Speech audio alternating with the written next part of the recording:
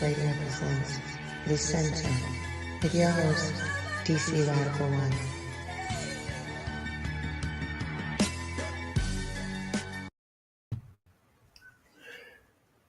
Greetings, Black family, and welcome to On the Wake Up Radio. I am your host, DC Radical One, and you have entered the center. Shout out to our wonderful producer, Cindy Ashby.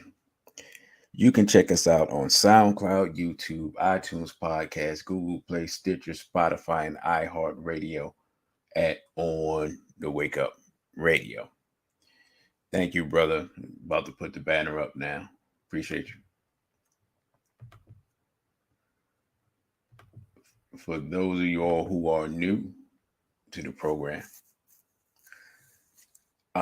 thank you for joining us. Don't forget to like, share, and subscribe when you come into the building. Those of you who been with us for a long time, appreciate you as well. And you as well, don't forget to like, share, and subscribe. So tonight, as I said last night, we're going to talk about this ongoing conflict in Israel and Palestine, or between Israel and Palestine. The very nature of this conflict means that what you name the land, or what you designate the land as, kind of shows your bias of who you're for and who you're against. That's the nature of the conflict. So what we're going to do, and I'm going to give people a few minutes to come in, is and I'm not going to do, well, I might start off with some music, but I'm going to mostly take the music off. But I'll start off with some just to warm us up. Let's see if I can actually remember where it is. It's been a long time. As I said yesterday, I took a little bit of hiatus, and they extended the hiatus for me. YouTube did. So, and you know what? And speaking of that, let me say this now. There is a small chance that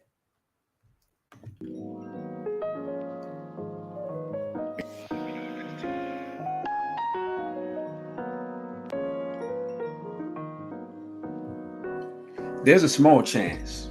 Well, actually, not a small chance. There is a chance that after tonight's show, I will receive another strike and won't be able to live stream for 2 weeks. And y'all give me a thumbs up if the music is appropriate, or if it's too loud, or if I'm too low. Y'all let me know. And let me see who's in the building. Brother, you got ripped off, BB488. Brother Elijah, BB488, Straight Black Pride. Peace and blessings, Straight Black Pride. To Malik Amadou, BB488, Straight Black Pride. This is Sister Vanessa, who's always holding us down. Sister Vanessa's always there to make sure we're in the building. All right. We got Brother Trenton. Peace to you.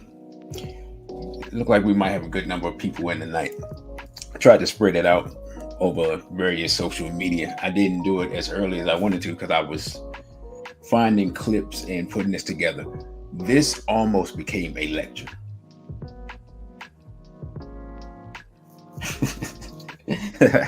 I hear you. You got ripped off.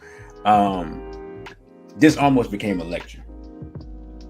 So this has been pared down. There's a lot of information that was left out. With that being said, there's a high possibility that this will be taken down. Bit just because of the nature of what we're saying and some of the things that we're going to talk about. So in order to really have this discussion, and I just realized I left a video out.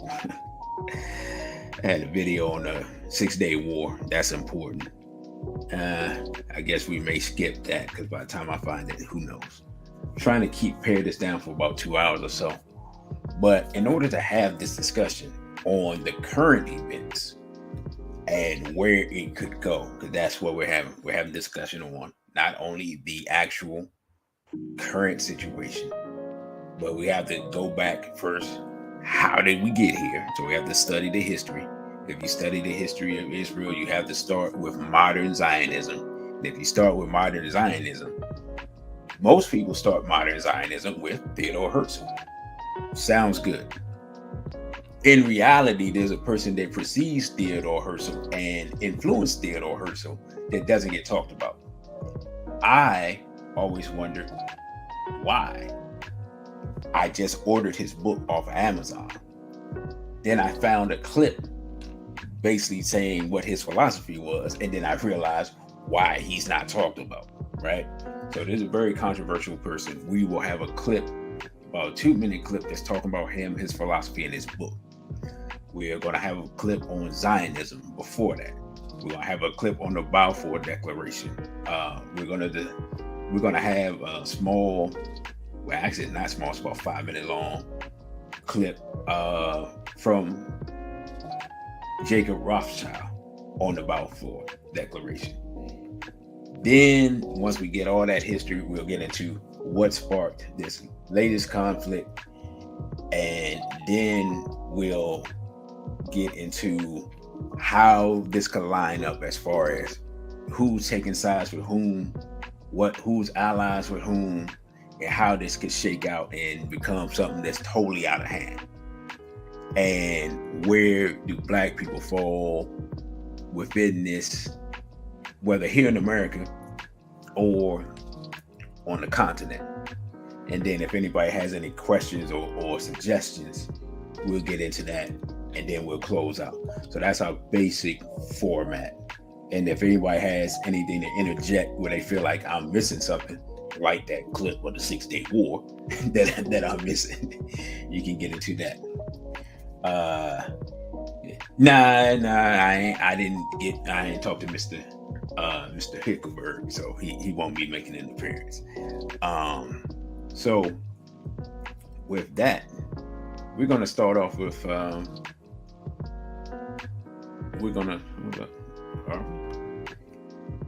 let's try this. All right, let's see. Let's make sure we're gonna actually do something. I'm about to tell y'all we're gonna do X, Y, Z, and like, yeah, maybe not.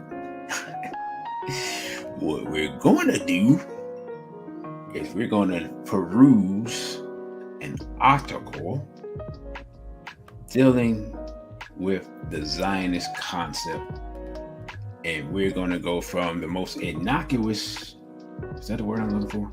Anyway, we're gonna go to a source that everybody loves to quote, even though everybody talks about how unscholarly it isn't, which, man, I can agree on that. So first, oops, I messed up. Let us bring this up. All right. So we're going to read a basic understanding of the history of the movement.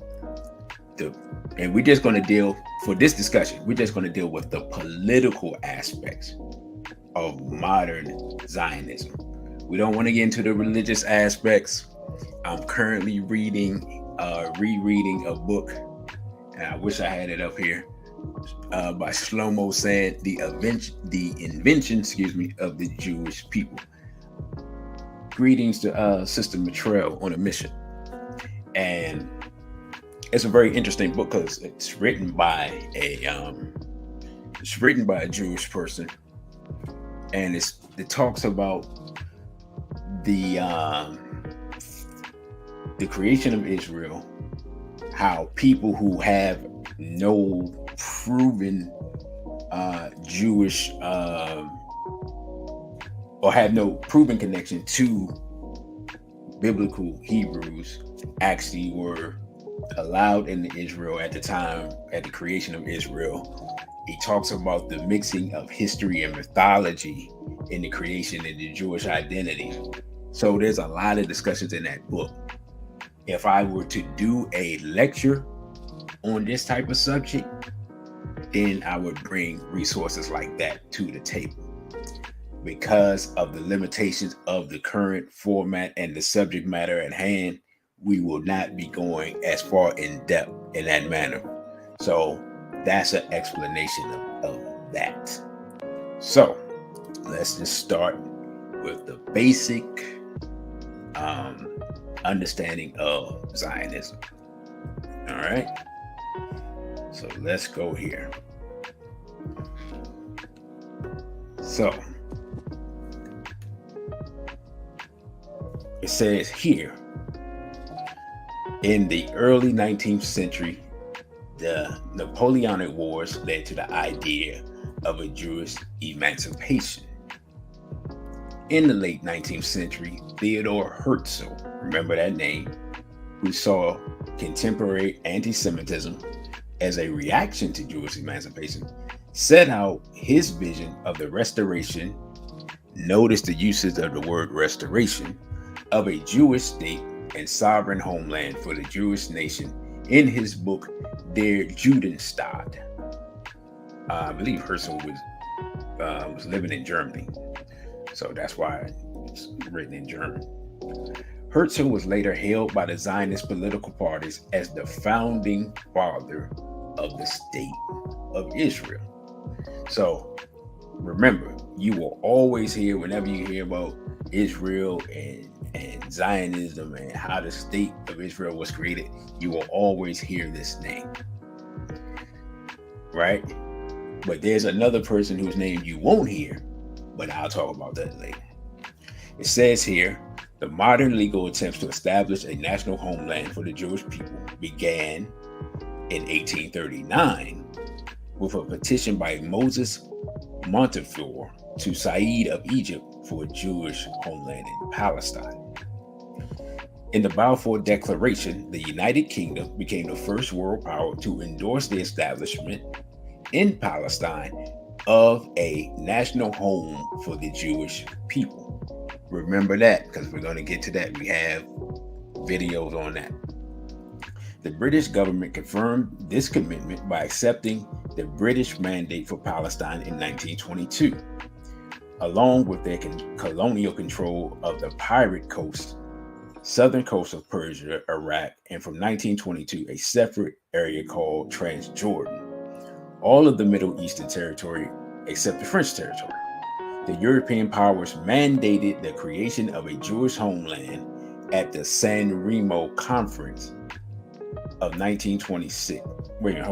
San Remo Conference in April of 1920, from April 19th to April 26th. In 1948, the state of Israel was established. All right? So we're clear on that. So basically it's saying the modern theoretical framework of Zionism was really set up and organized by Theodor Herzl. So for us to understand, to have a better understanding of Herzl is basically modern Jewry's Marcus Garvey, if you will, right? They look at him the way African nationalists look at Marcus Garvey. BB48 raw, Ito, vital, vegetarian. So that's why he's so revered. And if you look up stuff, it's weird because he's almost like a saint. The interesting thing about Herzl is, even though he has a Jewish background, he was not a religious Jew. And his philosophy and ideology was strictly a political one. And what they never talk about is when they were having these conferences, Herzl was having these conferences and whatnot, based upon getting their own state. One of the places that they looked at was Uganda. So they were trying to figure out a way to either to get land in Africa and move international jewelry to Africa to take over land there.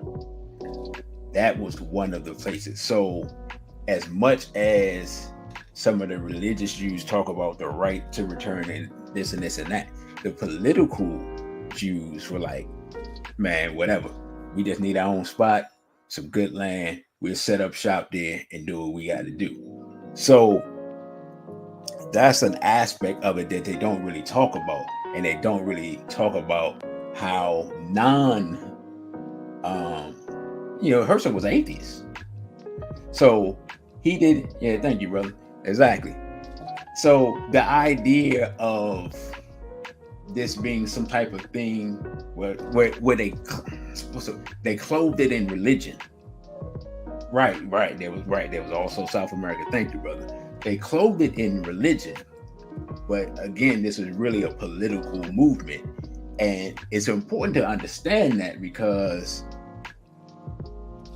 the religion is used as a justification for a political movement, which is one of the reasons why you have so much conflict.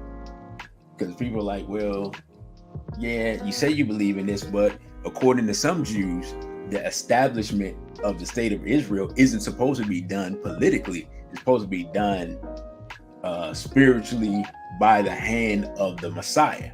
So within their own religious context, then that would make the current state of Israel illegitimate to the Messiah unless they're going to point us to someone who's a Messiah who established it.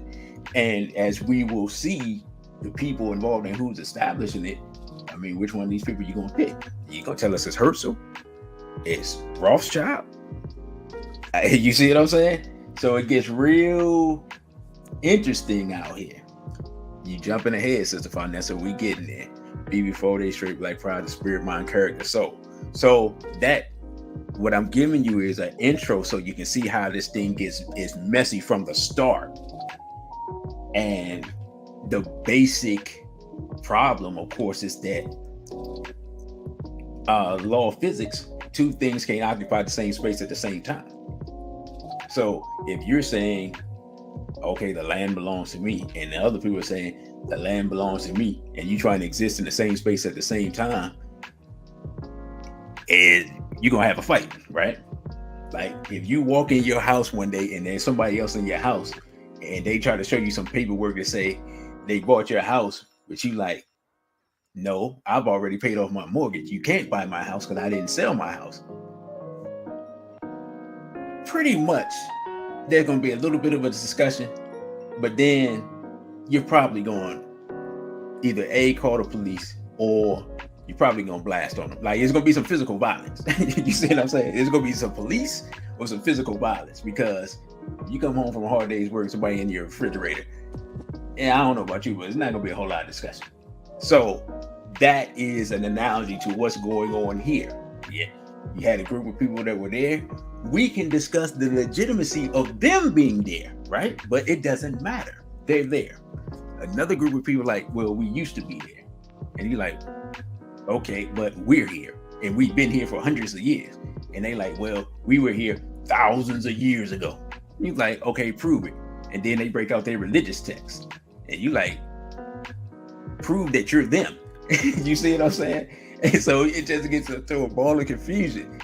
It would be funny if so many people wasn't getting killed over it, because it's so, the whole thing is such a ball of mess that it's crazy when you think about it, right? So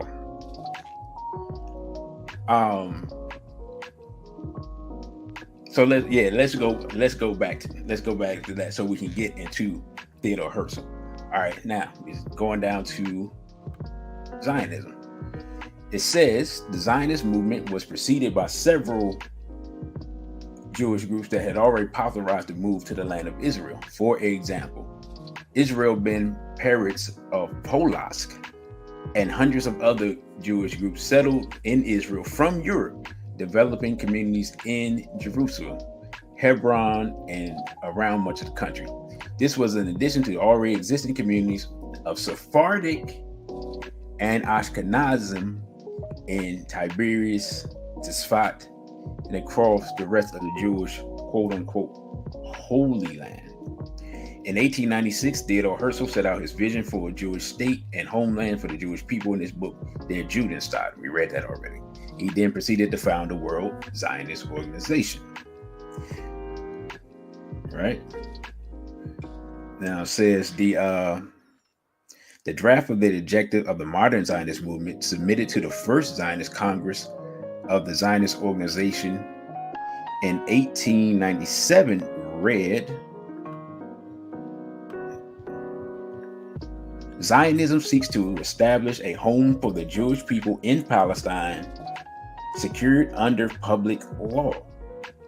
One delegate sought to insert the phrase by international law, which was opposed by others. A compromise formula was adopted, which came to be known as the Basel Program, and read, Zionism aims at establishing for the Jewish people a publicly and legally assured home in Palestine. Right? The Sykes-Picot Agreement from May 16, 1916 set aside the region of Palestine for international administration under British control. The first official use of the phrase national home for the Jewish people was in the Balfour Declaration, the final version of which referred to the establishment in Palestine of a national home for the Jewish people. The phrase national home was intentionally used instead of state because of opposition to the Zionist program within the British cabinet. The initial draft of the declaration referred to the principle that Palestine should be reconstituted, as the national home of the Jewish people. Stop right there. So now that gives us a basic framework and understanding of Zionism.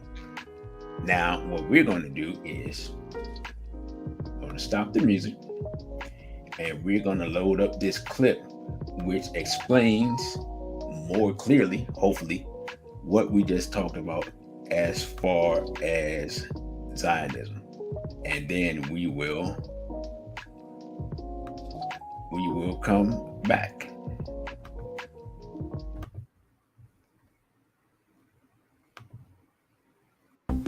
Zionism is a political and national movement aimed at creating and sustaining a Jewish state in the Middle East.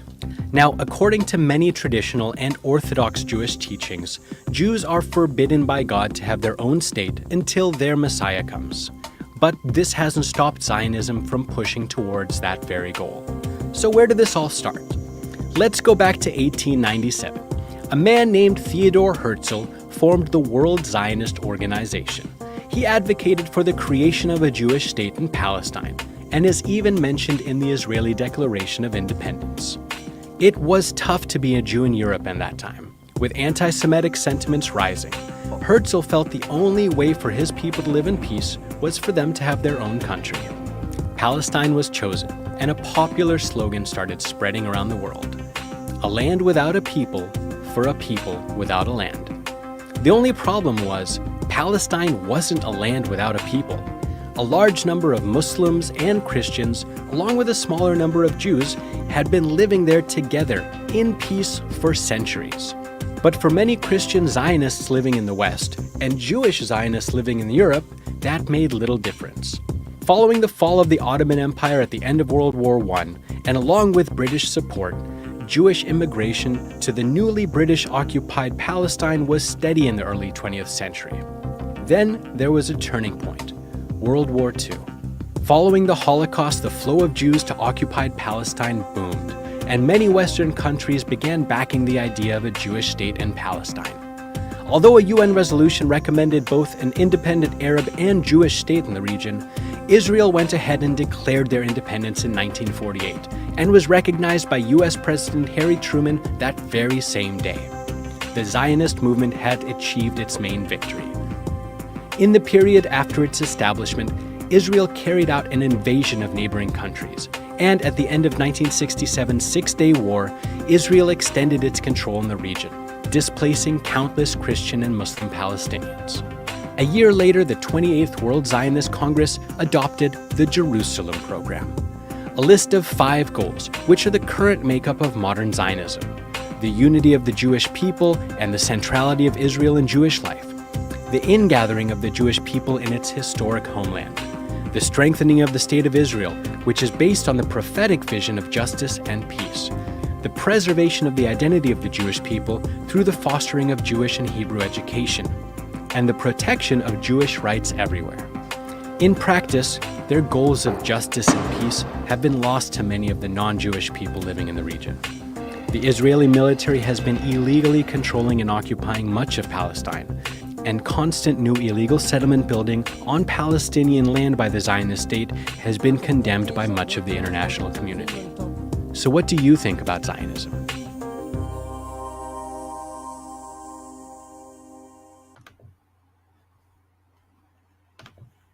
All right.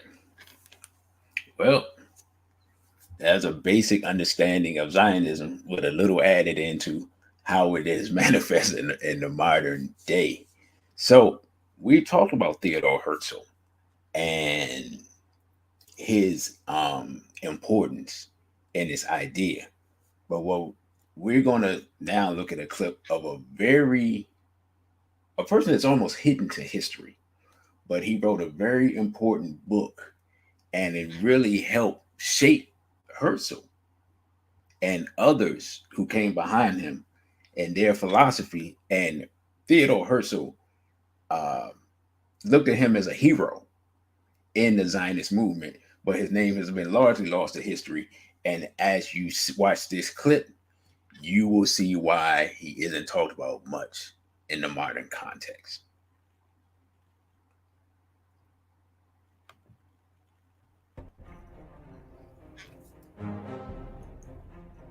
In the middle of the 19th century, Moses Hess formulated the first written principles of communism.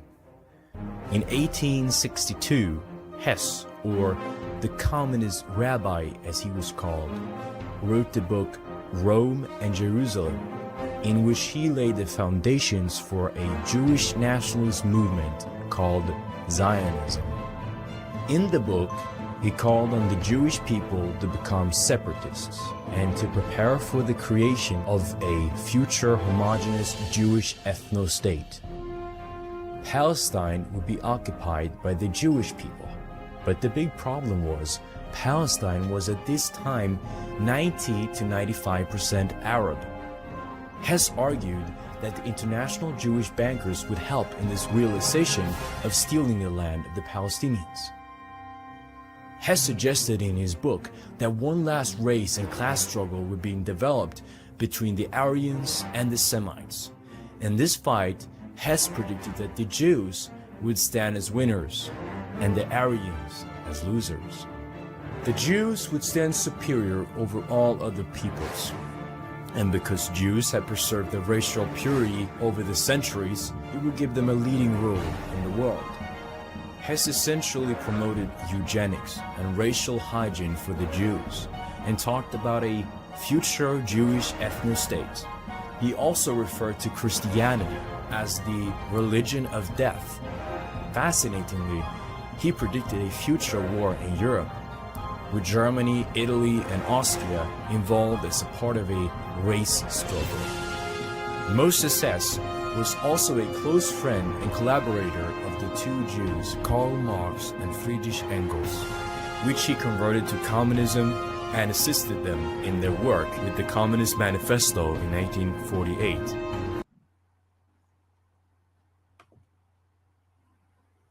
Now, you see why now you never hear of Moses Hess. But again, Theodore Herzl referred back to Hess as one of his influences and a hero in the Zionist movement, right?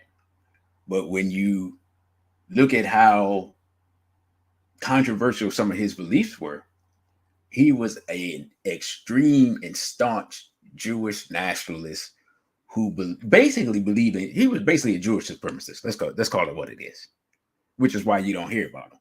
But the thing about it is, his ideas have gone through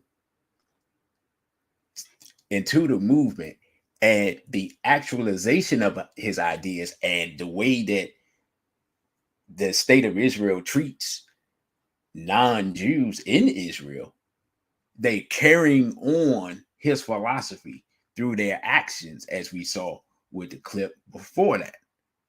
But they don't want anybody to actually look into what this guy was saying and how people are acting it out. So the part that was interesting is the fact that he predicted, there's two things he said before they happened. He basically predicted World War One, and you could argue World War II because, you know, they kind of repeated themselves. And then he predicted the help of rich Jews, or, you know, the financial class, of helping to build the Jewish state. Now, y'all gonna be like, hold up, what you mean? How did he predict that? When did that happen? Where was I at? That's the part we're going to get to. Right now, you got Ripped Off says in their back and forth talks, they called African peoples the N-word, yet all these Negro socialists.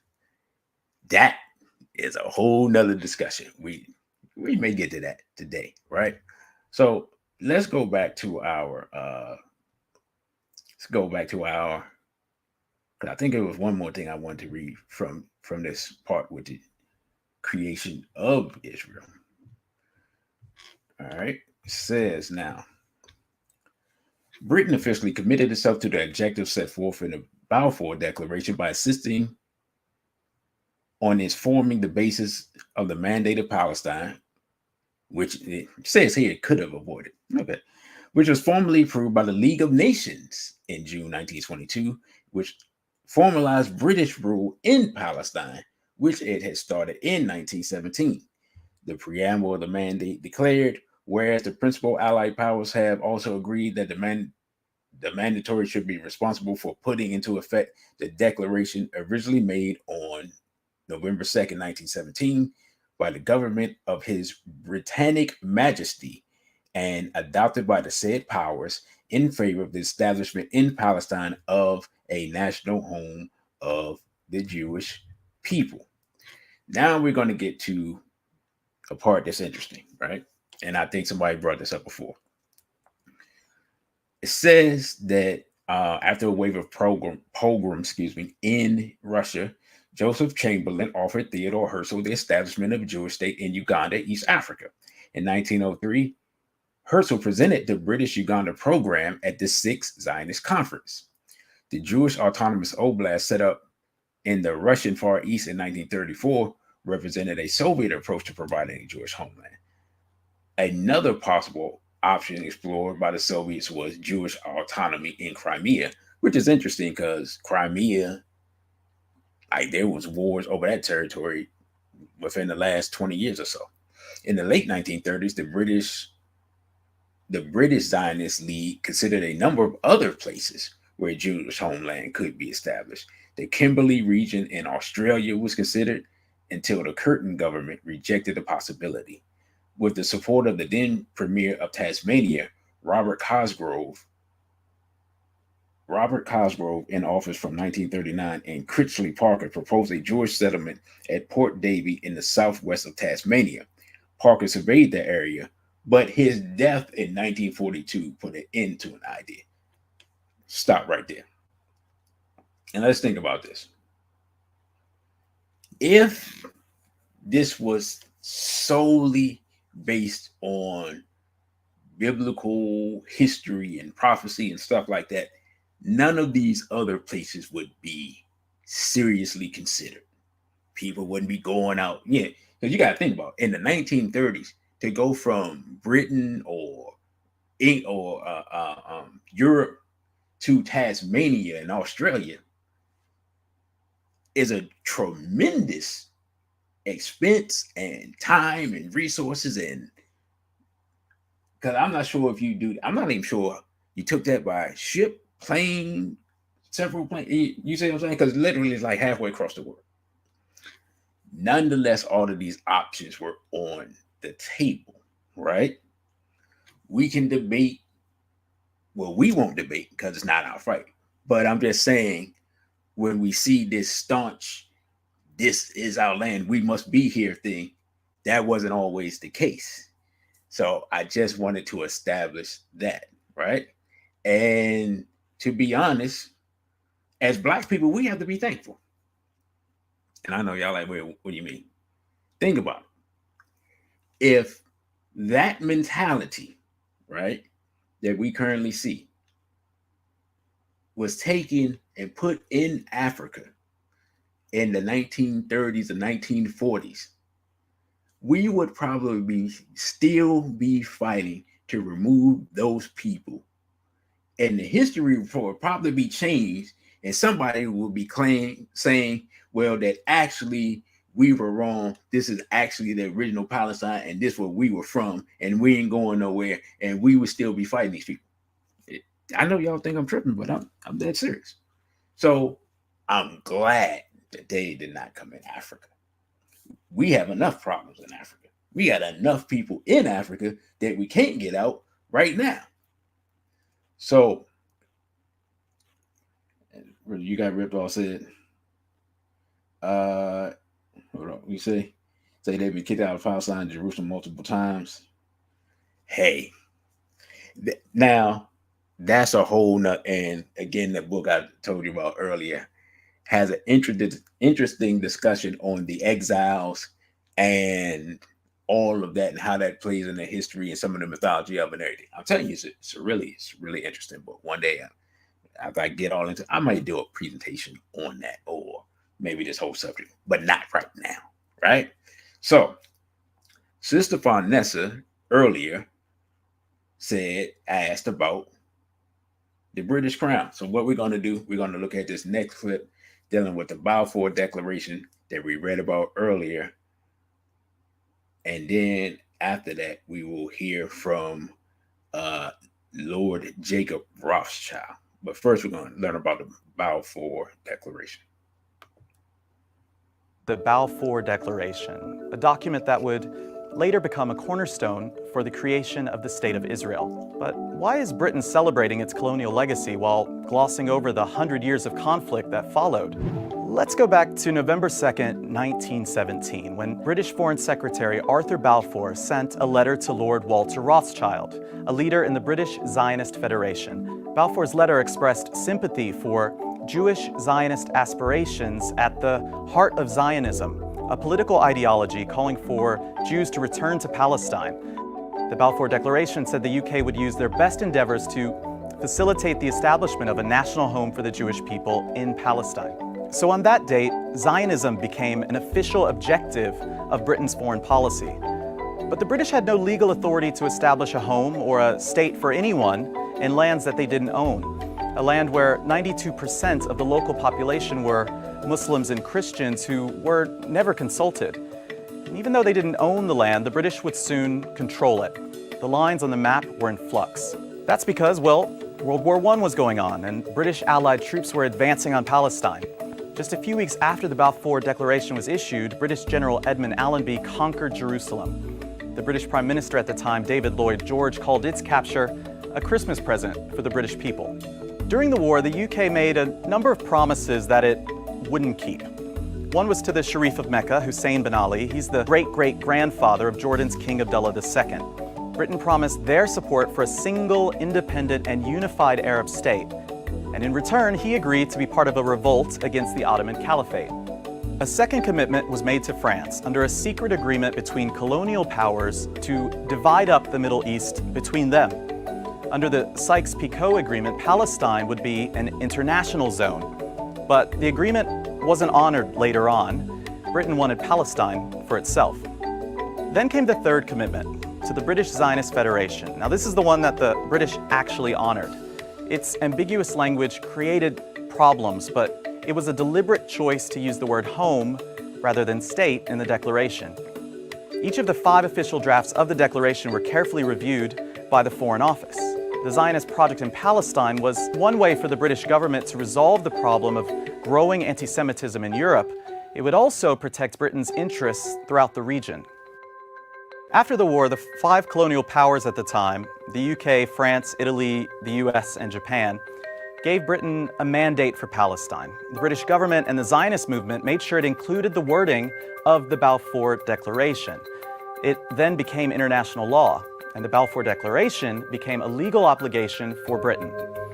The British Mandate of Palestine would last for 30 years, a land that was called Palestine by Europeans, Palestine by Arabs, and Eretz Israel, or Land of Israel, in Hebrew. There's a part of the Balfour Declaration that's often forgotten. It backs the idea of a Jewish home, provided that nothing would be done to harm the civil and religious rights of existing non-Jewish communities in Palestine. In fact, in 1917, only 8% of the population of Palestine were Jewish. For much of the 1920s and 30s, the British facilitated Jewish immigration to Palestine, automatically granting each newly arrived Jewish immigrant with a Palestinian passport. And as the demographics changed, resentment grew between the Jewish and Arab communities of Palestine and towards their occupiers, the British.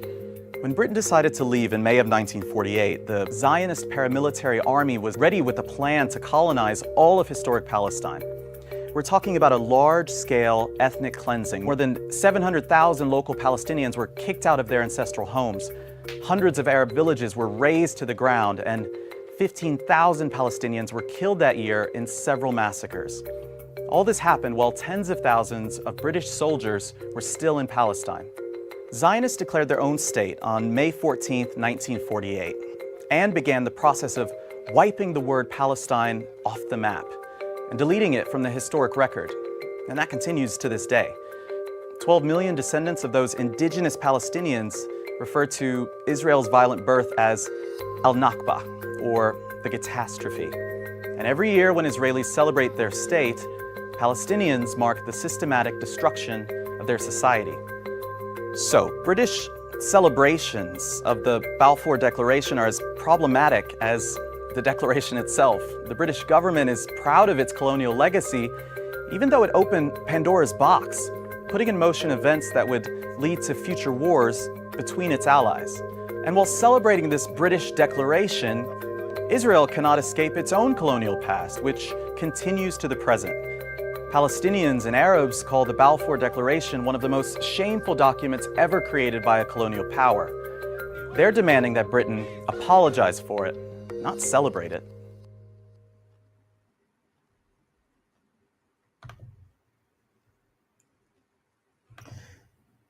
Now, I'm going to admit, I never knew until recently that this was something that was celebrated in Britain. Like, I mean, like the video talks as if they have festivals or something around it. I don't know if that's true or not, because I had never heard anything like that.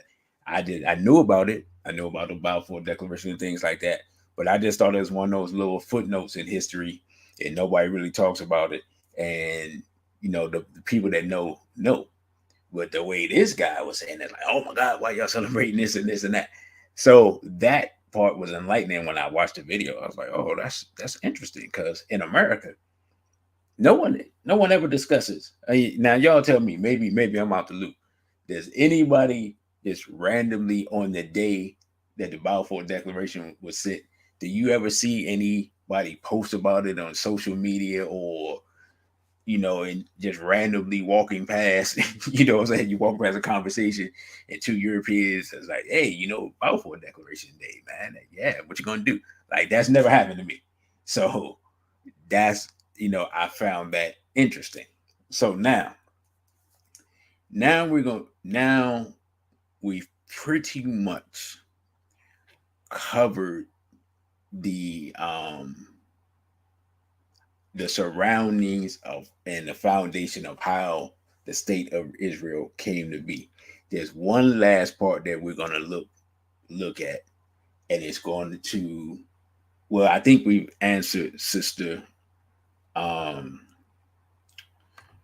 think we pretty much covered what Sister Farnessa was saying, with the exception of one final important piece.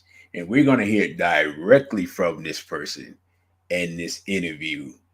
We're going to hear from Jacob Rothschild about how his family was instrumental in the creation of Israel. 7 words long, it's 100 years old, and it changed the course of history for the Middle East and the Jewish people. The Balfour Declaration, the expression of the British government's support for a Jewish home in Palestine, was sent by British Foreign Secretary Arthur Balfour to the second Lord Rothschild. I'm here in Buckinghamshire at Waddesdon Manor to speak with the fourth Lord Rothschild about the Balfour Declaration, what it means for Britain, for the Jewish people and the Rothschild family. The Foreign Office, November the 2nd, 1917. Dear Lord Rothschild, I have much pleasure in conveying to you, on behalf of His Majesty's Government, the following declaration of sympathy with Jewish Zionist aspirations, which has been submitted to and approved by the Cabinet. So it's possibly the most famous letter in modern Jewish history, and it begins with 3 words, Dear Lord Rothschild. Why was it that this letter was sent by the Foreign Secretary to your great-uncle Walter?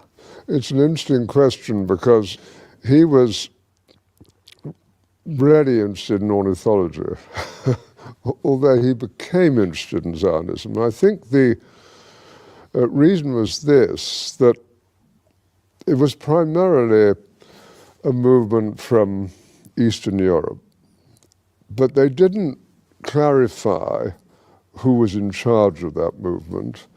And in addition, it was, after all, in Great Britain. So they felt that the Rothschild family should be the one to whom it was addressed. And Walter was Lord Rothschild, and he was a Zionist. And those really are the background reasons. So Walter received the Balfour Declaration, and I have a copy here. And I wonder if I could possibly ask you to read it for us. Yes, indeed. Yeah. I'm going to put on my spectacles to make sure I read it accurately. His Majesty's Government view with favour the establishment of Palestine as a national home for the Jewish people, and will use their best endeavours to facilitate the achievement of this object, it being clearly understood that nothing shall be done which may prejudice the civil and religious rights of existing non-Jewish communities in Palestine, or the rights and political status enjoyed by Jews in any other country. I should be grateful if you would bring this declaration to the knowledge of the Zionist Federation. Yours, Arthur Balfour. And here it is, the Balfour Declaration. What do you feel when you see it here? I genuinely feel it's one of the most extraordinary moments in the history of the Jewish people. If you think it took 3,000 years to get to this, and then you say, how did this miracle happen?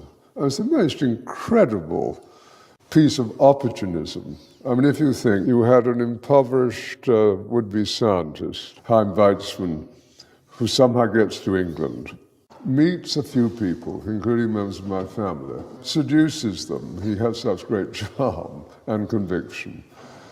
He gets to Balfour, and he unbelievably persuades Balfour and Lloyd George, the Prime Minister, and most of the ministers, that this idea of the national home for Jews should be allowed to take place. I mean, it's so unlikely. Then he's, starts to fight a difficult battle with the British cabinet, and this letter goes through 5 drafts, as you know. And in the end, it comes out as a rather compromising letter. I mean, the essential point is there for the Jewish community to fasten on to. You have the first bit, which promises a national home rather than the national home, and then you have the bit that nothing that's to be done should in any way harm the Arab community. But you come back to the big point, which is that this is perhaps the greatest event in Jewish life for thousands of years. And it's a miracle that it took place. And of course, the Rothschild family then as now filled two roles, because it wasn't just a leader of diaspora Jewry, it also played a very significant role in the early years of the establishment of the pioneer communities in Israel as well. There were two branches of the Rothschild family primarily concerned. One in France through Baron Edmond Rothschild, who was the one who responded to the Russian programs of the 1880s. In England, there was a divide.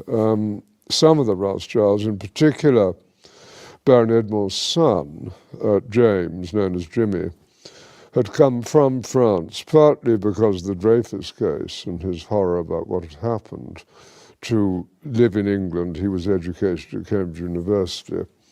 And he married an English girl, Mrs. James de Rothschild, and she became a leader at a very young age. She was only 17 when she started writing to Weizmann and introducing him to the British establishment. Other Rothschilds felt it was better to be assimilated into English life, and although they retained their interest in Judaism and Jewish life, they didn't think it was a good thing that this national home should be established in Israel. So it was something that divided my family, as with many other families. I wonder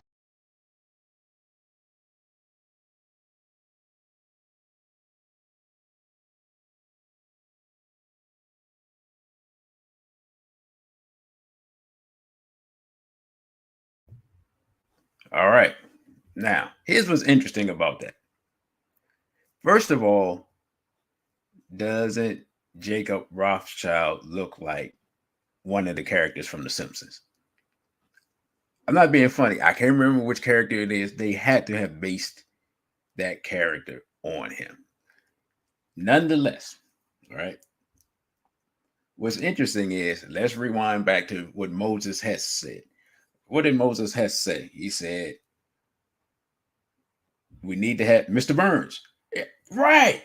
Yes, Sister Vanessa. Yes. Mr. Burns is Jacob Rothschild. All right. I thought I was tripping at first. I'm sitting there looking. I was like, man, why does this dude look like so? All right. So y'all can laugh about that. I'm not tripping. Yes. I don't know who makes The Simpsons. Yeah, they pull one over on people. Now, here's what's interesting, right? Jacob Rothschild, we see now how influential the Rothschild family was in setting up the state of Israel, right?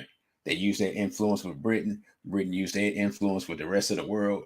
They set out the mandate, made the protectorate, and a few years later, here you go. Okay. Why this is important is, let's go back to Moses Hess. What did he say? He said, one, the money or the financial sector of Jewish people, which Lord Rothschild, he is that, will help us fund the state. Well, that happened. Two, there will be wars in Europe to allow that to take place. That happened. So this person who was overlooked, who wrote this book on Jewish nationalism, is one of the most important people in history, and his predictions came completely true. And no one ever talks about him. So that's the reason why I put him up, because he's so important and we never hear about him. And he's literally what Elijah Muhammad was called, wrote the history in advance. I just find that interesting, right?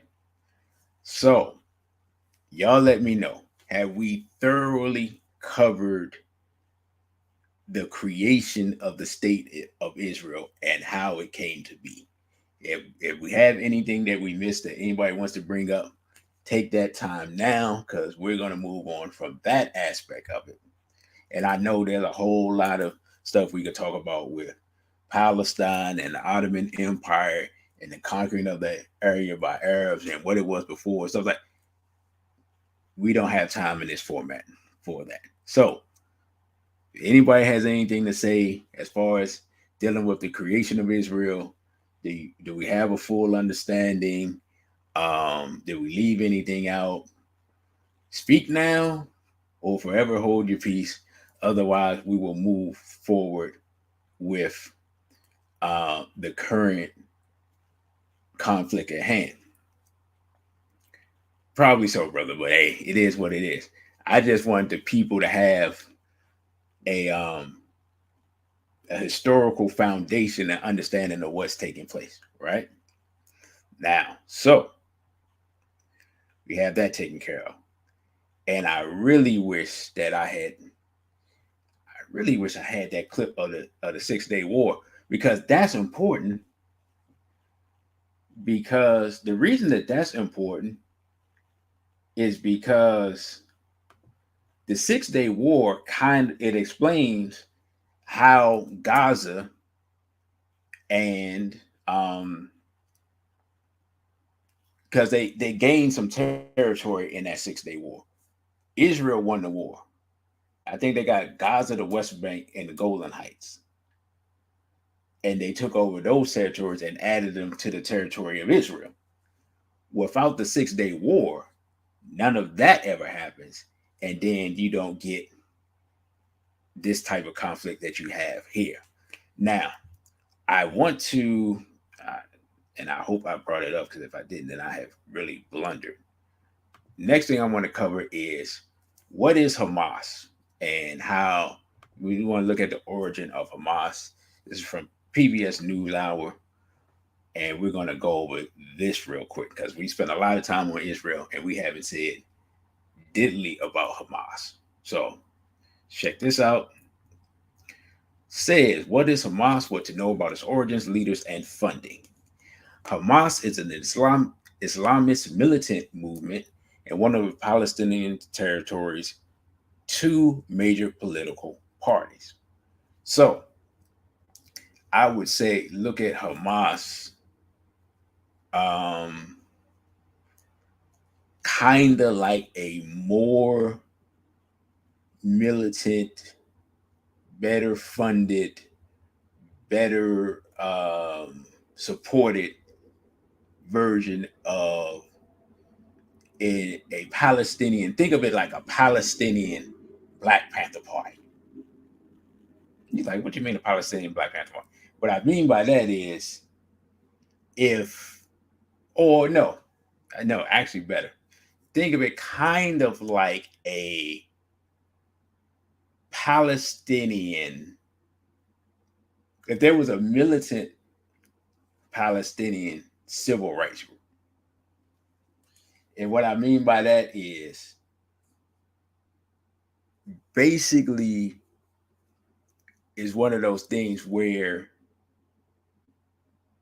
Israel basically helped support Hamas in order to undermine PLO.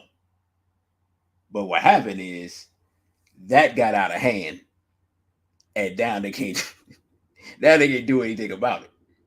You see what I'm saying? So it would be like if as y'all know, Jews were very instrumental in the big 6 Black organizations, but it would be the equivalent of one of those organizations, like the NAACP, developing a militant wing that became the Black Panther Party, and now it's out of hand. And then all the African countries sending money to it.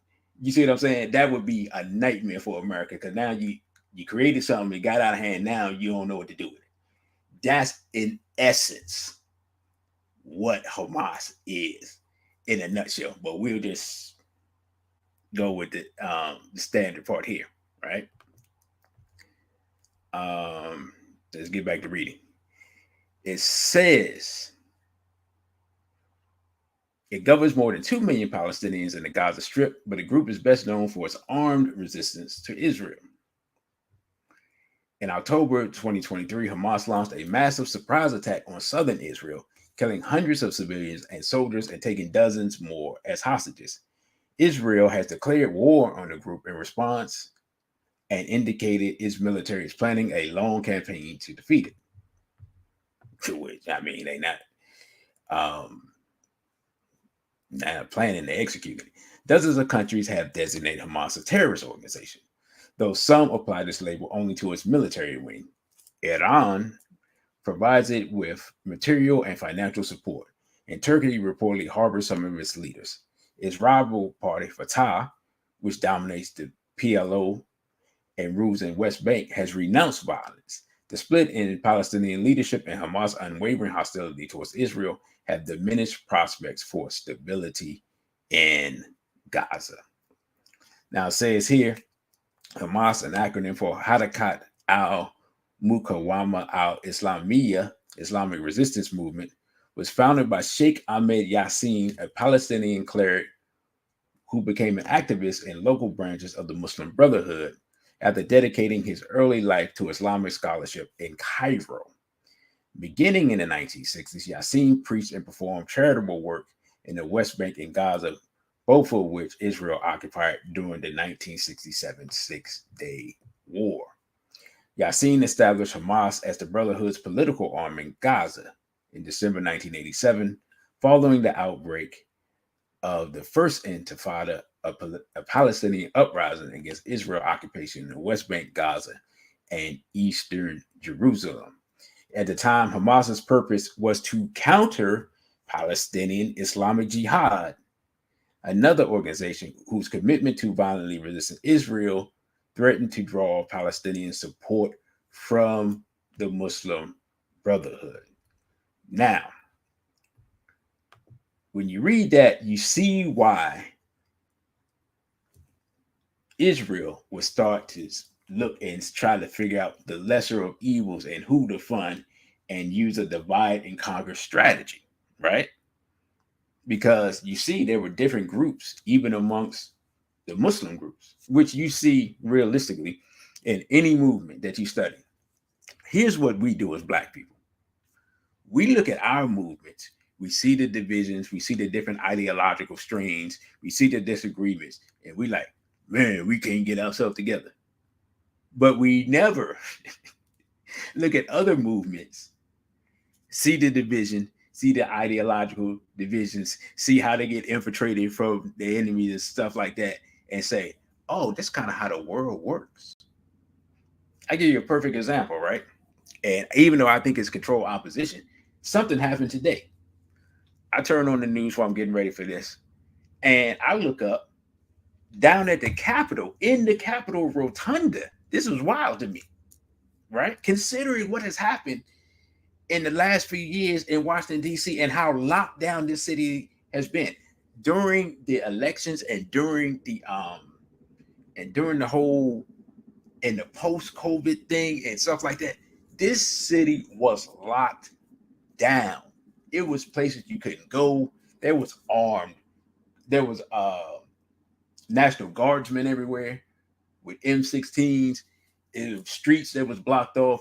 It was places that was parts of the city that was blocked off that you couldn't get into without having all your credentials checked and having a reason to be there, meaning you have to work in this section of the city or like be delivering food or something like that. Otherwise, you can't come in here. So that's how this place was, right? So I've seen it in that state. So the idea that people could, as I saw today, a bunch of Jewish people could go into the Capitol Rotunda, and protest and ask for a ceasefire was extremely interesting. But the question is, why did that take place? Me and Brother Genie was talking about, he's like, you sure? He didn't know. And when I showed it to him, or when I told it to him, he was like, And then he was surprised. You said in the Capitol? I said, no, in the Capitol Rotunda. He's like, after the whole January 6th thing? I said, yes, exactly. He said, you know what? You know what that is? I said, all right, tell me. He said there's a lot of backlash coming to Israel because of the things that are taking place. And somebody has to make a somebody, meaning that somebody representing Jewish people has to state publicly that they are opposing what's taking place, because if not, what will happen is this will go from an opposition to Israel to an opposition to Jewish people. And them knowing that means that they have to come out and be opposition. Now, the sincerity of that opposition to what's taking place is up to you to measure. I'm not saying it, but I'm saying that that's the political calculation that was made in order to have that demonstration take place in the Capitol today, this very day. And the thing that was interesting is, I know it was a political calculation because they were protected by the Capitol Police. And from my understanding, unless I'm wrong, and if I'm wrong, somebody correct me, you don't get the protection from the Capitol Police unless you've already made the arrangements to have the demonstration and had the demonstration cleared by the proper authorities. That's pretty much how this city works. Now, let us get back to our Hamas discussion.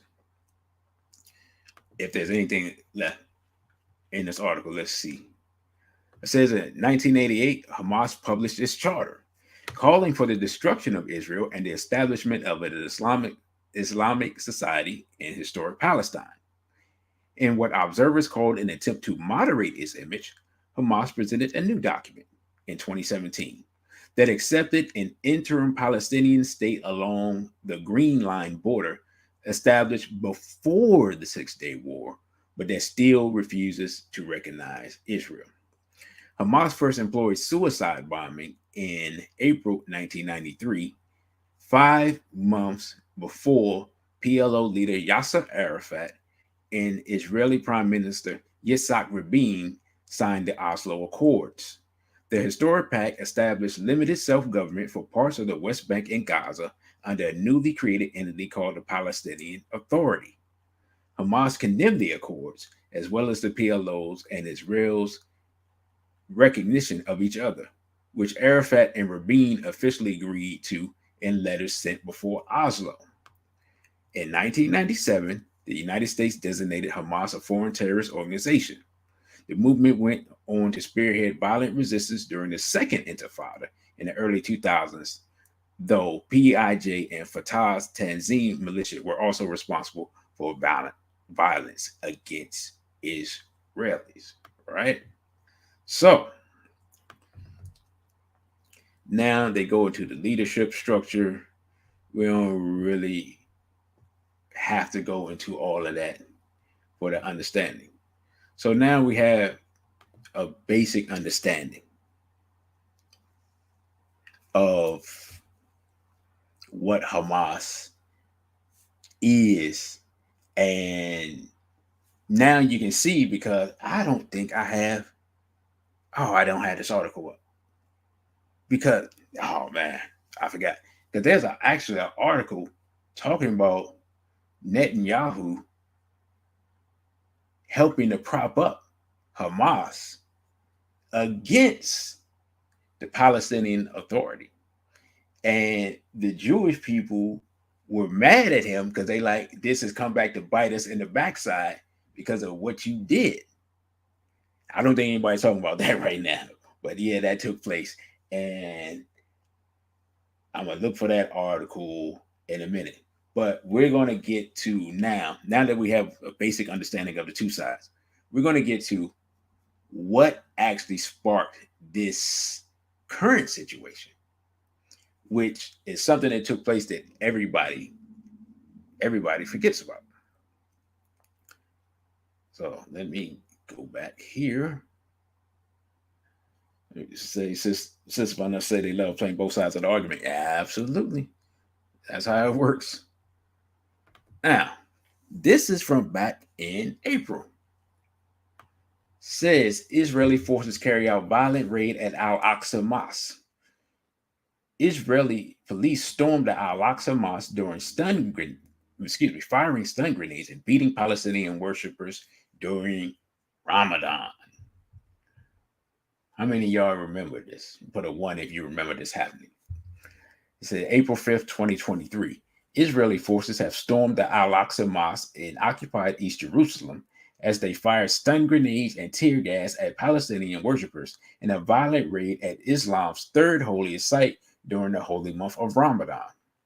The Palestinian news agency Wafa said dozens of worshippers who were spending the night praying were injured in a police raid at dawn on Wednesday, drawing condemnation from the Palestinians and Arab nations. At least 400 Palestinians were arrested on Wednesday who remain in Israeli custody, according to Palestinian officials. The Israeli raid comes as Muslims mark the holy month of Ramadan and Jews prepare to begin Passover festival on Wednesday evening, raising fears of a wider conflagration. Right? A similar raid 2 years ago had triggered a wider conflict, with Israelis launching an 11-day assault on Gaza Strip. Let's read that again. It said a similar raid 2 years ago triggered a wider conflict, with Israelis launching an 11-day assault on the Gaza Strip.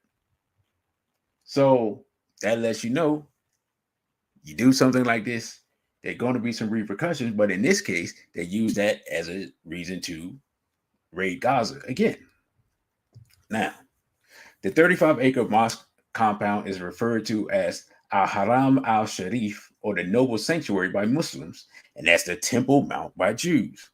The site has been the most contested piece of territory in the Holy Land since Israel occupied East Jerusalem, including the Old City, in 1967, along with the West Bank and Gaza Strip. That's part of the Six-Day War. Israeli police said they moved in after several law-breaking youths and mass agitators brought fireworks, sticks, and stones and barricaded themselves into the mosque. Police said they dispersed groups of youth with stun grenades and rubber bullets inside the mosque compound. One officer was injured in the leg, while some 350 people were arrested. That's less than the 400 that said earlier. Tensions have been steadily rising since Israeli Prime Minister Benjamin Netanyahu's new far-right government took office late last year. The police forces overseen by Itamar Ben-Gvir, an ultra-nationalist with a history of violent rhetoric and actions towards Palestinians. The Palestinian leadership condemned the attack on the worshippers. The spokesman of Palestinian President Mahmoud Abbas, Nabil Abu Rudineh, warned Israel that such a move exceeds all red lines and will lead to a large explosion. The government of Jordan, which serves as a custodian of the mosque, condemned the Israeli raid in strongest terms. The foreign minister warned of the consequences of this dangerous escalation and held Israel responsible for the safety of the blessed Al-Aqsa Mosque. Now, here's what's interesting about Al-Aqsa Mosque. And for those who aren't familiar with Islamic history, as it states that Al-Aqsa is the third holiest site in Islam. Obviously, the first holiest site in Islam is Mecca and the Kaaba and all that, where everybody supposed to travel to if you're a Muslim once in your lifetime. The second holiest place is Medina, where the history says Prophet Muhammad sent his followers first to Medina, and then he went and traveled there with him and one other person, and they established their community there. Interestingly enough, and often overlooked, the first place he actually sent his followers as he was being persecuted was to Ethiopia, because he said Ethiopia was a land with a just king and they were righteous people. Modern day Muslims don't talk about that very much, right? Now, the reason that this was such an incendiary situation was because it was during Ramadan. And the reason that Al-Aqsa is considered a holy site is, according to Islamic tradition, Prophet Muhammad was carried by an angel to Jerusalem, to that spot, and then carried up to heaven. Again, I'm no longer a Muslim. I'm not going to debate the veracity of that. What matters is 1 billion people believe that, right? So, of course, this is also the site of the place where the Jews believe that I believe the second temple, or the Temple of Solomon. I'm not 100% sure of that, so y'all forgive me if I'm messing that up. I know I'm messing it up. That's that site. So it's a holy site to them, and it's a holy site to Christians as well. So that's why it's so contested. But of course, during the month of Ramadan, as people know, Muslims fast during the day, and you pray at night, and you come together and you have a feast, and then you celebrate the end of Ramadan, so forth, so on. So it's a time really where Muslims are supposed to be, it's a spiritual time for them, supposed to be reflecting on their religion and doing the right thing, giving people food and helping people and fasting and praying and all that stuff. And they're in the mosque and they get attacked in the mosque, right? Beat up, shot up with rubber bullets, all this type of stuff. So it's not just disrespectful. It's enough that you're in the mosque, right? But you're getting disrespected in the mosque during Ramadan. And so, they're being completely honest, the Arabs took it personally. They're like, you know what? We're not taking that today. You're like, then they're like, nah, you know what? We're going to take it today. But it's going to be some get back. So we're going to watch the video of the raid on Al-Aqsa Mosque, and then we'll come back and discuss this further.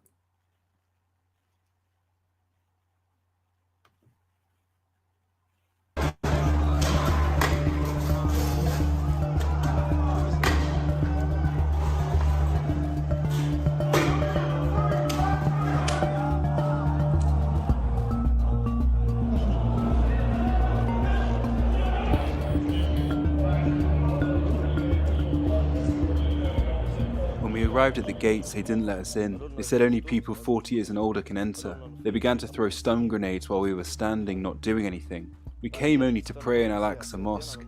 We are coming from far away. It's a shame. This is our Al-Aqsa. We need to pray in it. They are forbidding us from entering. What do we do?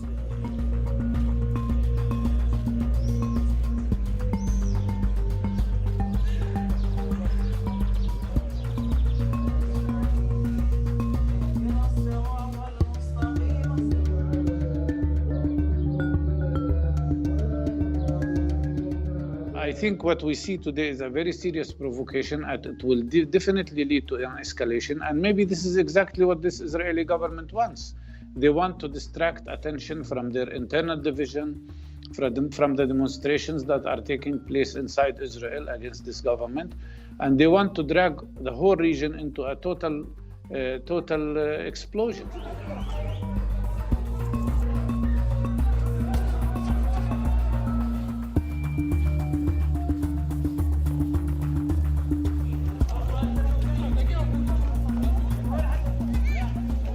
The Israeli police is partially blaming, quote, increasing incitement on social media networks by terrorist organizations. But we have to remember that the Palestinians, their lives continue to deteriorate under the more than 50-year Israeli occupation. This year is on track to be another violent one in the occupied West Bank. 93 people have been killed so far this year, and there is a government in power now. It's the most far-right government in place, and human rights groups are saying that this is a government that is pursuing policies targeting Palestinians, restricting their rights.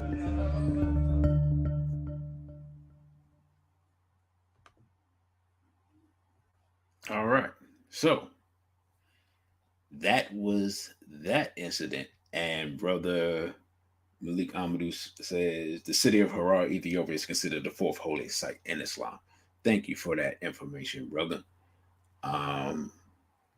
because I forgot that. Now, let's see what I want to get to next. Now I want to look at, oh no, this is what I wanted to mention. And I thought I had a video for it, but when I looked down, I didn't have a video for it.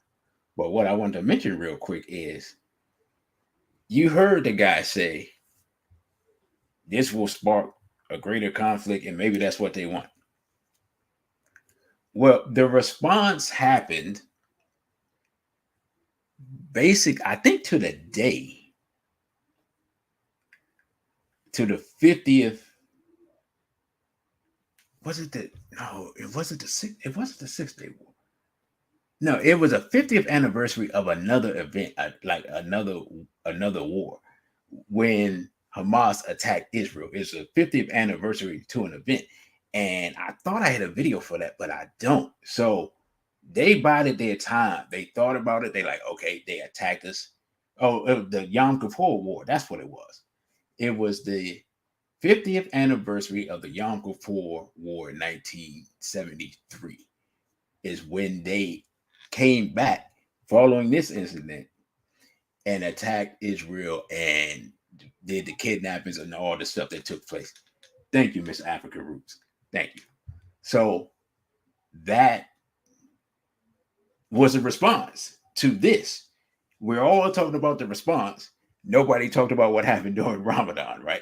So it just goes to show you, this is an important part for Black people to understand. Other people remember their history and value their history and culture, so much so that they will attack people or defend themselves from attack on their cultural high holy days or on their enemies' cultural high holy days. You see what I'm saying? That's something as Black people, especially Black men, that we could learn from. That if we establish something as our high holy day and stand on it and make it known worldwide, then anything that takes place during that time, you should expect the type of response that these people are sending to each other, because we've established this our holy day. Leave us alone. So if we establish Nat Turner Day as a holy day, and for Black people in America, anything that takes place with any type of violence that comes to Black people, whatever response is received is a response that should be accepted, because it's our high holy day and it's Nat Turner Day. So you already know how it goes down. That's the type of mentality that we should be instilling in ourselves and our children, but we don't. But we see that other people do, right? So I just wanted to say that real quick. So now the next question is, now that we've established how we got here, the question is, how dangerous of a situation is this? Is this just going to be one of those things that flares up and, you know, the Palestinians do something and the Jews respond, Israel responds, and then people condemn it, or vice versa? Palestinians don't do anything and the Jews do something to Palestinians, and then the world condemns it, and then everybody goes back to sleep. Being completely honest, I have no idea. That's why I want to do the next part of this, which is the exercise to see how bad can this get. So in order to understand how bad this can get, we have to take a look at who is aligned with whom and who can help whom funding wise, money wise, military equipment wise, and so forth and so on, and who is aligned with whom and obligated to defend each other, right? So the most obvious thing is the United States is 100% down with Israel. I don't think I'm informing anybody of anything. You know what I'm saying? So we don't have to guess with that. So here's the thing that comes with that. Because the United States is 100% down with Israel, and because we have NATO, that means that everybody that signed on to NATO is down with the United States, who's down with Israel. So basically, you can pretty much put Europe in the down with Israel category, right? Doesn't matter what they say publicly, doesn't matter any condemnations. What they'll do is they'll let the United States go out there and say, man, we riding with Israel forever, no matter what. And then the other countries behind the scenes will be like, hey, way to go out there and take the heat for us. We with you. We just can't say it, right? So that's how that works. So now on the other end of the spectrum, you say, who's really rocking with the Palestinians? Well, Iran is rocking with the Palestinians. Now, here's the weird part about this thing, right? Here's the weird part about this thing. Iran is a Shia country. The Palestinians, to my understanding, and somebody correct me if I'm wrong, but I always thought they were mostly Sunni because the Muslim Brotherhood is a Sunni organization. Generally speaking, Shia and Sunni don't really get along, right? And part of that was, I mean, we saw that back during the Iraq War when that was manipulated by outside forces to get them to fight against each other to keep them from fighting against invaders. So generally speaking, they don't get along. That history goes all the way back to basically the death of Prophet Muhammad and who should take over, whether Ali should take over, which is the word Shia comes from Shia at Ali, the party of Ali, his nephew, or whether his homeboy should take over. Basically, Ali lost. You know what I'm saying? To make it short, you know what I'm saying? I ain't trying to get all into Islamic history. Basically, he lost the debate on that, right? So, nonetheless, in this case, Hamas and Hamas is being one of the people Hamas is being backed for is Iran. Now, oh yeah, I got an article for that talking about this. Hold on.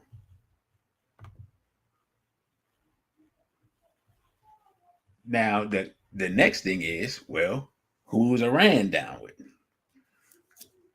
It lists here, it says Hezbollah, meaning Party of God, was set up by Iran's Revolutionary Guard in 1982 with the aim of fighting Israeli forces that had invaded Lebanon.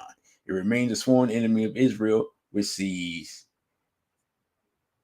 the group as the biggest threat to its borders. All right, so we have Hezbollah in Lebanon, who's down with Iran, who's down with Hamas. All right. We got Iraq. Now, this part is weird to me. But when you invade people, even though you might set up a government, hey, the people don't like what's going on. You got Syria. It says Iran's Revolutionary Guards deployed to Syria during the civil war to help its ally Assad fight rebels. Tehran has always said Iranian forces are there in an advisory role at Syria's invitation. Hundreds of Iranians have been killed. Other Iran-backed Shia groups backed by Tehran have played a vital role in combat in Syria. This just reminded me, I forgot about the whole Syrian war and the instability there and things like that. Now, here's the other thing. One of Iran's number one allies is who? Russia. And Russia's sometime friend, but usually a friend when it comes to voting on the UN and when it comes to giving each other money and technology for military is China. So if we look at it, we have on Israel's side, Europe NATO and America. On the other side, we have Russia, possibly China, Iran, and most of the Middle Eastern states, or if they have to take a side, or the governments over there are going to have to side against Israel or face being overthrown. Brother Malik Amadou brings up a great point. Hold up. Let me put that up, brother. But this is an interesting point. It says the only potential wild card in the NATO alliance is the President Erdogan of Turkey. Had not thought about that, but that's an excellent point. Because Turkey is the site of the former Ottoman Empire. And is a country that basically sits in Europe, and but its culture is more aligned with Islam than it is with Europe.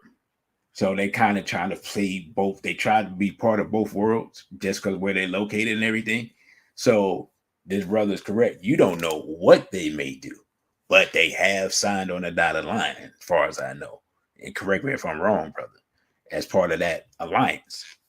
So the question we should ask is, all right, well, where are Black people in this? Well, here's the thing that we got to think about. Russia just signed a deal, if I'm not mistaken. Oh man, which country is it? But Russia is making inroads into Africa. Let's just put it that way.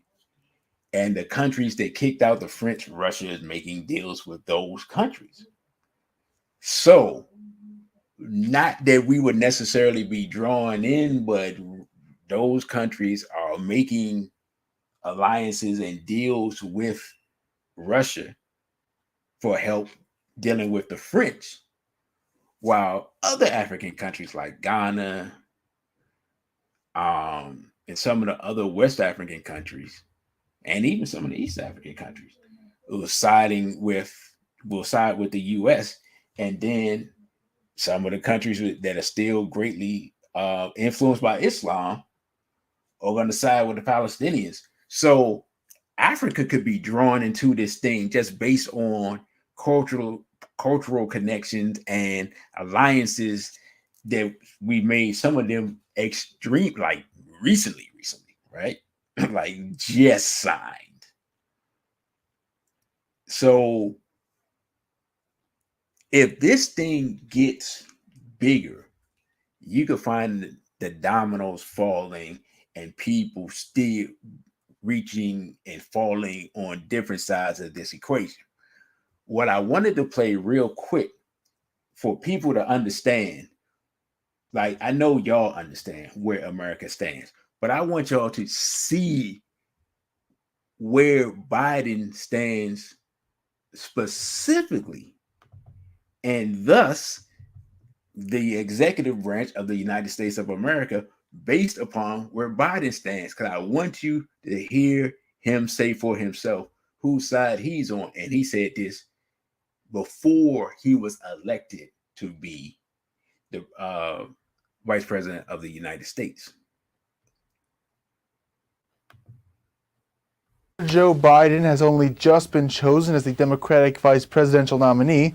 Shalom TV met the senator and discussed his views on issues important to the Jewish nation.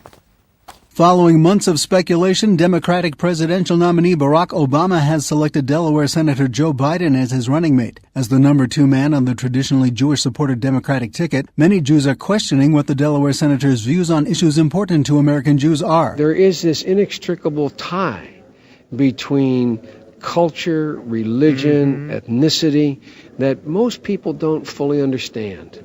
That is unique and, how can I say it, so strong with Jews worldwide. There is a, I mean, you know, I used to say early on when I was a kid, I'd say, when I was a young senator, I'd say, if I were a Jew, I'd be a Zionist. I am a Zionist. You don't have to be a Jew to be a Zionist. While some American progressives and liberals have claimed Israel is the cause or at least the beneficiary of the current Iraq war, Biden takes a different view.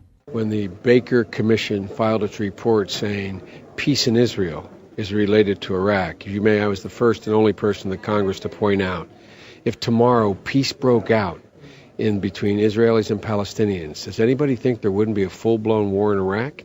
And conversely, if Iraq were transported to Mars, does anyone think there would not be the terrorism visited upon the Israelis every day? And so let's get it straight. Israel is not the cause of Iraq. Iraq being settled or not settled has nothing to do with Israel's conduct. The second part is people should understand by now, this should be crystal clear, that Israel is the single greatest strength America has in the Middle East. I always say to my friends when they say those things to you, I say, imagine our circumstance in the world were there no Israel. How many battleships would there be? How many troops would be stationed? Jonathan Pollard has been held in American prison for the past 22 years. Well, okay. Sorry about that additional part. That wasn't needed. So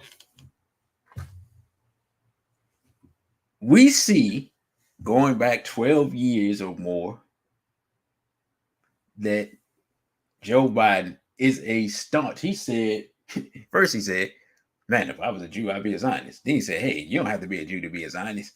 This is the now president of the United States who was bowing down and groveling before the Jewish people. He's telling you, I am a slave of the Jewish people. And I'm going to tell you why I say that, because I got two more clips. And when I play the last clip, you're going to understand this is the mentality that some of the religious Jewish people have in regards to especially white Christians and what their proper relationship should be. But before that, we're gonna watch this clip of Biden over in Israel. Now, this is in the middle of a war. He made sure to go over there. So we're gonna watch this clip really quick. Was standing by at the White House. Peter, the president's going to be trying to get a lot done here on the ground in a very short amount of time.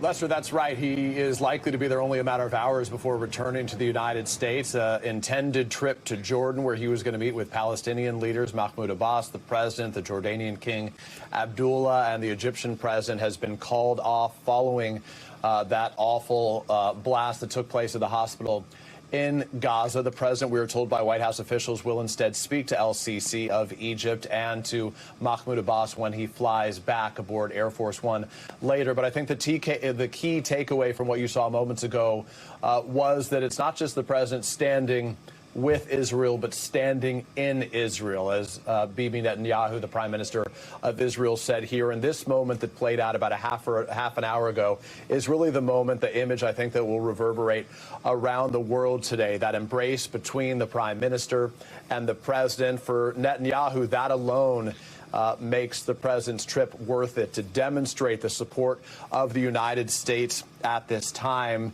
We are told by multiple administration officials that the idea of this visit was first floated not long after the awful attack, where more than 1,400 individuals were killed on October 7th. The president, visiting with members of his team on Monday, ultimately said that he felt strongly it was important to continue to stand in solidarity with Israel and the Israeli people in, as it was described to us, their hour of need. We will hear from the president with more formal remarks a little bit later today, Lester.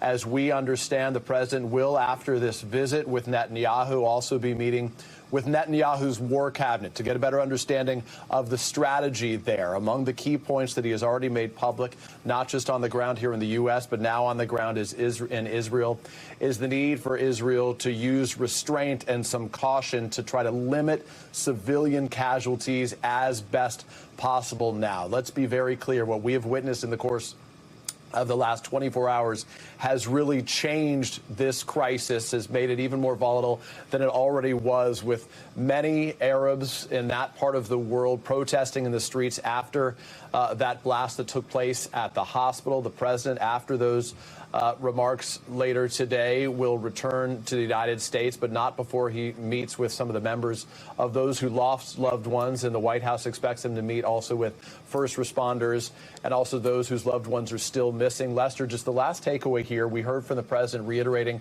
what the White House had said for the first time to us overnight. The death toll of Americans has now risen. It started as just a handful in the immediate hours after the attack. We have now learned, as the president just said, 31 Americans are among those dead, 13 still unaccounted for. Lester. Peter Alexander, thanks. And I spoke to some. All right. So, as we see, I have no way of knowing this, but I'm gonna say it like this. It looked like Netanyahu summoned Biden to Israel to reaffirm his allegiance and to let the rest of the Western world know that America stands unequivocally with Israel.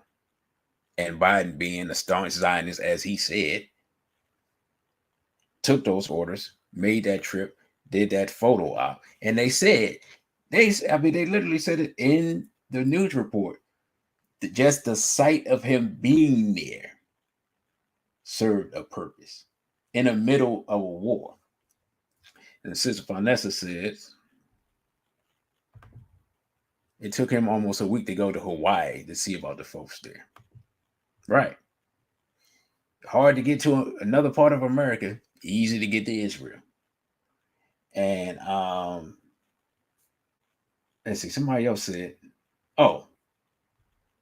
yeah, KW Don said that Russia made a deal with Burkina Faso to build. Thank you, brother. That's what I was trying to figure out. Russia made a deal with Burkina Faso to build a nuclear power plant. I don't know how I feel about that. I'm not a big nuclear power person. I can understand making a deal. I don't agree with it. So, yeah. There was one more thing, one more clip I wanted to show. Now, I said something that would possibly be incendiary or controversial earlier about the Jews' relationship, or what they believe should be their relationship with Christians. And I'm saying specifically white Christians, at least I believe that, because of who it was said to. This is a very short clip. It's about 30 seconds. And I just want you all to listen to what was said, and then we're going to discuss that, and then we're going to close it out. Christian friends, you know, just to call it as it is and say it straight out, you know, you guys are worshiping one Jew. That's a mistake. You should be worshiping every single one of us, because we all die for your sins every single day. And that's exactly what's going on here. Yeah. We're all God's firstborn, and we're dying for your sins right now because the Jewish people in the land of Israel are the bulwark against the orcs. Okay? The orcs are coming not to a theater near you, but to your home.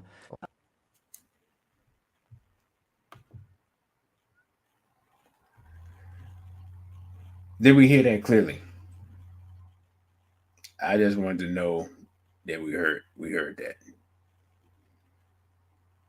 That was a rabbi, and that was from the Jewish Lights podcast. And I believe that was taken, or it was filmed like right after the Hamas retaliation for the attacks in Ramadan, during Ramadan.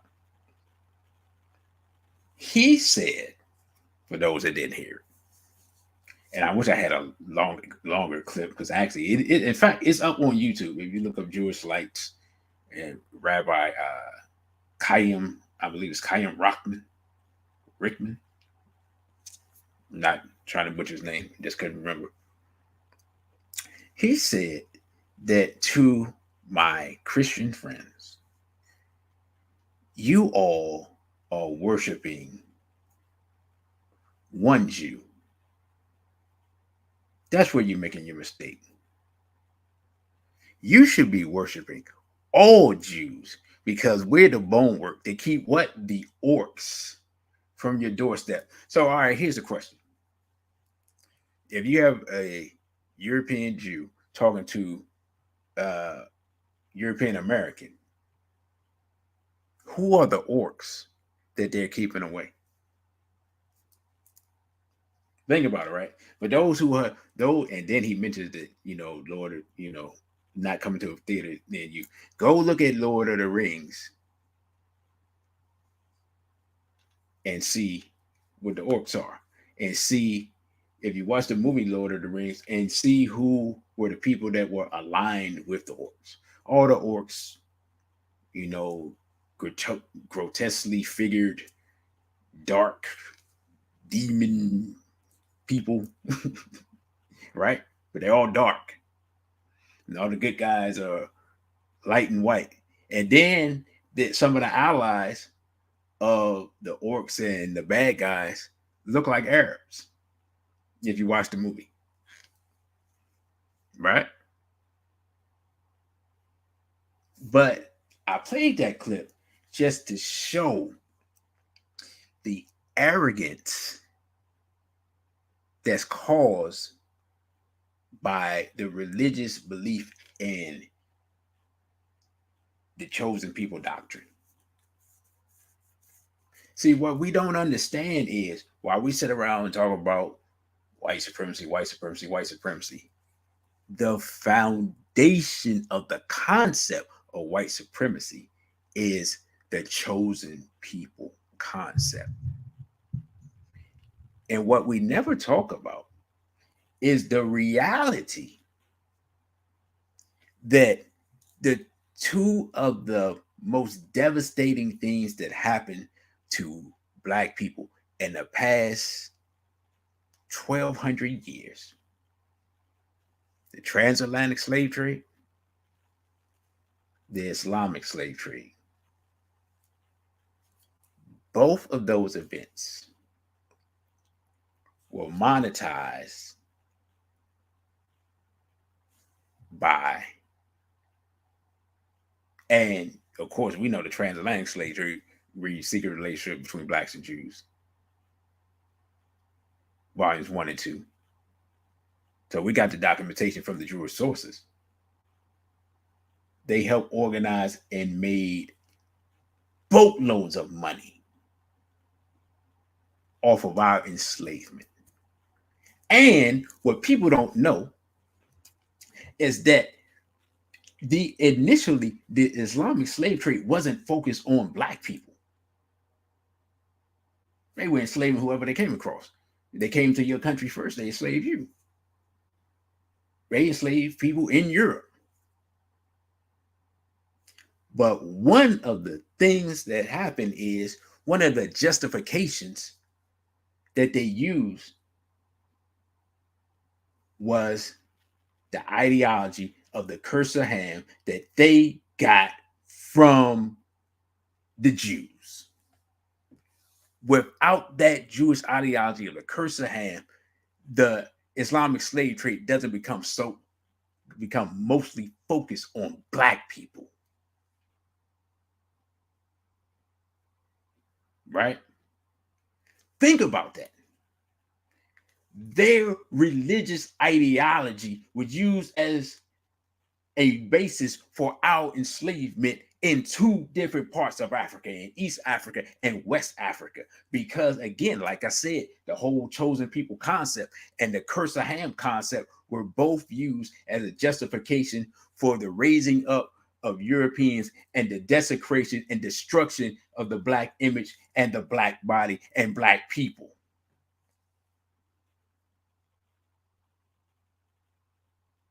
You see what I'm saying? So I'm not confused in any way about who our enemies are or who our allies are in this. both of them are our enemies, but one of them has caused way more pain than the other and is a threat even now because they're in a position where they can bring the whole world into a third world war. And we already see how the dominoes could fall and how easily this thing could get totally out of hand and how we all could be the losers.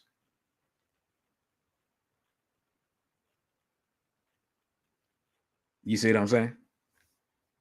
So I just wanted to play that clip before we closed out because I want us to see how they view not us, because I got a clip for that too. Those of y'all who've seen my lecture on the hidden enemy, you know the clip I got. You know what they say about black people. You know they call us Schwarzers. You know they have special name for us, including an idea of what that meant, including the characteristics of it. Right? And so we look at how we look in media as black people and how we portray ourselves in hip hop and all that. We don't even realize who we got that idea from. I was looking at something today and somebody was y'all remember when Murder Inc. records was a thing? The whole Murder Inc. thing was taken from Jewish mafia. We're taking after them, but no one ever talks about the Jewish mafia.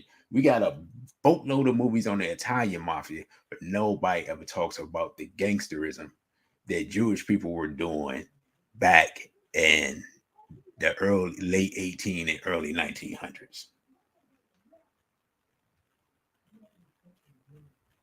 So, and the brother said it was Arab slave trade. Right. Well, you understand what I'm saying, bro.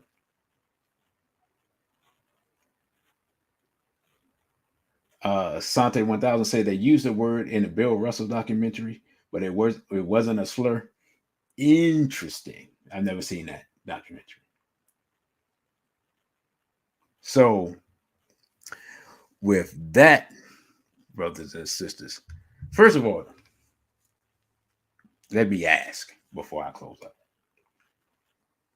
Has this subject been thoroughly covered, and did you gain any further knowledge